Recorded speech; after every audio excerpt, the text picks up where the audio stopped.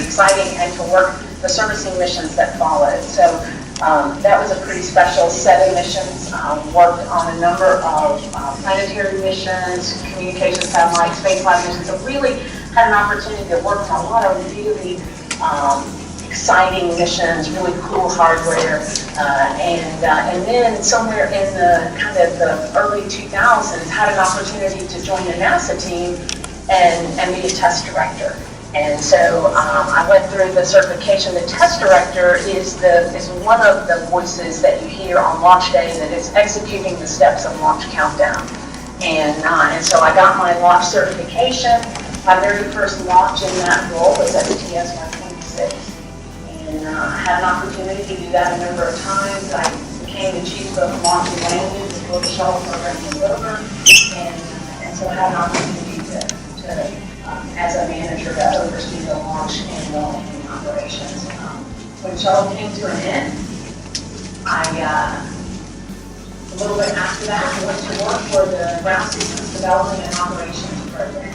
And we are part of it. 3 programs, kind of sister programs, if you will. There's GSDO, or Ground Systems Development.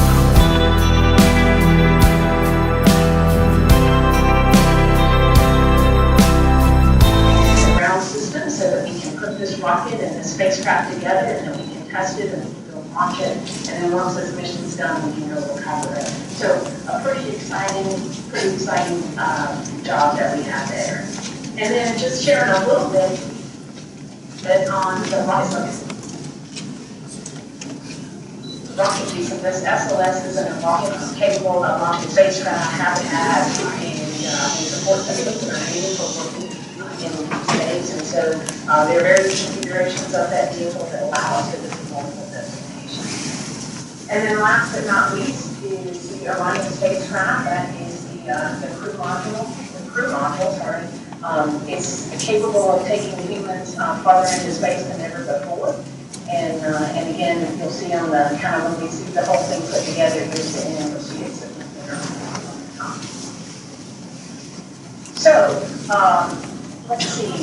So that's a little bit about the rocket piece and the spacecraft and ground systems part of the program that I work on today. So you might ask, well, what does the launch director do as you're preparing for launch? And so what I would tell you is that my job today consists of the planning associated with that launch. You know, there's systems that have to be developed, there's procedures that have to be developed, schedules that have to be developed, our team has to get trained, we have to have a number of capabilities so that we can all talk together and work together on launch day.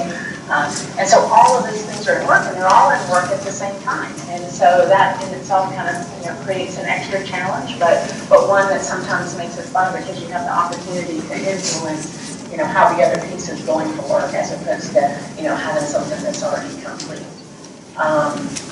Let's see, some of my favorite parts of the job, just look at the picture, and here's some pictures of the vehicle at the pad and here in flight. And so some of my favorite parts of my job are really, it's working with teams. That same feeling I talked about when I came into Fireman 1, and I was struck by, I want to be a part of this team that puts spacecraft together, at the time, cargo together with the orbiter, with the launch vehicle, and sends it on a mission. That feeling that I had that day all those years ago, which has been a long time ago, is still with me today. When I walk in the fire room today, I'm struck by that very same feeling of being a part of that team, being a part of a launch team, and really being a part of something that is bigger than the sum of the pieces. Yeah, you mentioned kind of the preparation you're working on. If I remember correctly, I think I've seen the books that they used for shuttle, and there were probably dozens of them, and they're like these massive, thick books that every page is like detailed instructions of like how to launch a vehicle, basically. Yeah. So it's certainly no small task. It may sound simple when you just say it. Right. It does sound simple when you say it, kind of fast. In shuttle, we had 6 volumes, and so think about that. When we say a volume, it was a multi-inch binder of proceduralized steps, and some of it was what do you do in your nominal launch countdown. Some of it is what do you do when you have an issue, and then some of it is what do you do when you scrub and you want to come back and try again the next day. How do you get reconfigured back around so that you're ready for those operations? But it is a fairly significant undertaking to go write the procedure that it takes to go on. Yeah, so you're thinking not only like how to do this the right way, but what happens if something doesn't go the right way. So you're thinking like 100 different directions at one time. So that's a huge undertaking. Well, and your training, when you do something like launch that is time critical, and you want to make sure that your communications are clear and succinct, and your team is together when you need to take whatever actions they are, really, training is so very important. And so we do a number of training sessions where we really do put the team through the paces, introduce a lot of problems, more than you would really probably have in a real launch countdown, because you're trying to touch a lot of different systems and see how you react and work through those and ensure that you get to where you're supposed to. So that's very much a part of us getting ready for preparation. Sure. So just like studying or practicing in sports or anything like that, there's lots and lots of preparation. Yes. Before you get to the game. Absolutely. Cool. Hey, let's take some questions from some of our students. I do want to remind everybody that those watching online can ask questions by tweeting the hashtag AskBLM or emailing dlinfochannel@gmail.com. But let's go ahead and check in with Eagles Elementary. Eagles Elementary, if you can just go ahead and unmute your microphone, and then we'll take one question at a time.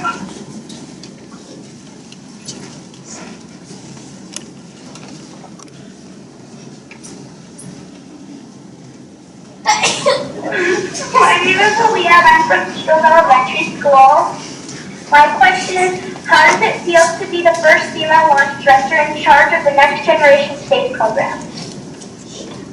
How does it feel? It feels pretty special. That's the best word that I can come up with. As I talked about, it feels special to be a part of a launch team. Period. Right? It's a really unique and awesome experience. And so to be able to go lead this team as we work through the planning, as we work through the launch countdown itself, the only word that I can come up with is it is a very special feeling. I feel extremely blessed to have the opportunity. Cool. Yeah, because you're the only one in the agency. It's just you, right? You're the only launch director. No, there are, I'm the only launch director for this exploration mission. Okay. Yes. Okay, so, yes. so probably a good clarification for this particular mission. Right, so like I imagine that, while I don't know for certain, but like, the launch services program, they have launch directors, Sure. commercial crews, they have launch directors, but for exploration and for SLS. So for the most powerful rocket ever built, it's you. Okay, there we go. We got a question online from Zoten Middle, asking, while completing your degree, did you ever feel like you were treated differently than men? I didn't ever feel like I was treated differently when completing my degree. When I think back to the numbers of females that were in engineering, the number back then, because this was back in the 80s, was significantly different than I believe it is today. And certainly there were far more males in our classroom than there were girls. But I never felt like I was treated differently. That's good. Good. Well, hey, let's check in with Thomas Edison Charter. If you guys can go ahead and unmute your microphone, and we'll take a question. Don't forget to tell your school name. Hi, my name is Hamani from Thomas Edison Energy Smart Charter School, and my question was, what was the biggest influence that led you to pursue a career in STEM? So I would say that probably my biggest influence was that high school teacher that got me interested. I mean, he didn't, I wouldn't say that he influenced me all the way through college, but he got me sort of pointed in the direction of engineering and thinking about engineering and thinking about the different doors and opportunities that could come as a result of that. So I would say it was that teacher. I would also point back to my parents as well. I mean, when I grew up, there was always a belief instilled in all of us that said, you can do anything that you want. You have to, dreaming is awesome, and I encourage everybody to dream. But you gotta combine that dream with hard work, dedication, and that becomes a plan. And so, so growing up, that was something that my parents always instilled in us, was that, form that plan. And so I would say that those two things together, kind of that encouragement from my parents that really you can do anything. And then, this teacher that said, you really ought to think about engineering. And once I got into the curriculum, I really saw that there's a whole lot of different things you can do with that. Cool. Great question.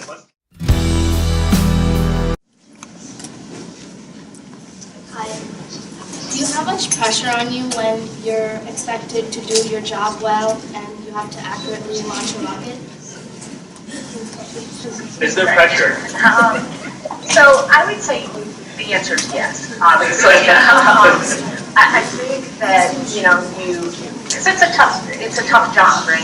And so there is pressure, absolutely. I would also tell you that there's, just like, when you're playing in on a sports team, like there's pressure, but there's good and healthy pressure too, right?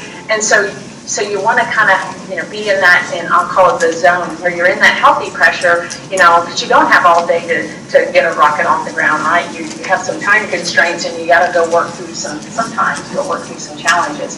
But I would also tell you that that's why we do the rigorous training that we do. It's to help you be prepared for those scenarios where you encounter a problem, or maybe you encounter, several problems. And so that is, to me, what allows you to really, on launch day, it doesn't feel like, a huge amount of pressure. There's a little bit of that, but there's also a huge amount of excitement for what you're a part of. There's a certain electricity in the air in the firing room when you come in on launch day, and you know that today's the day, or you hope that today's the day that we're going to go fly that magnificent vehicle. Yeah, so preparation meets opportunity, and it keeps the pressure at a bearable amount. Absolutely. Cool. Great question. Let's go back to Grand Middle School for another question.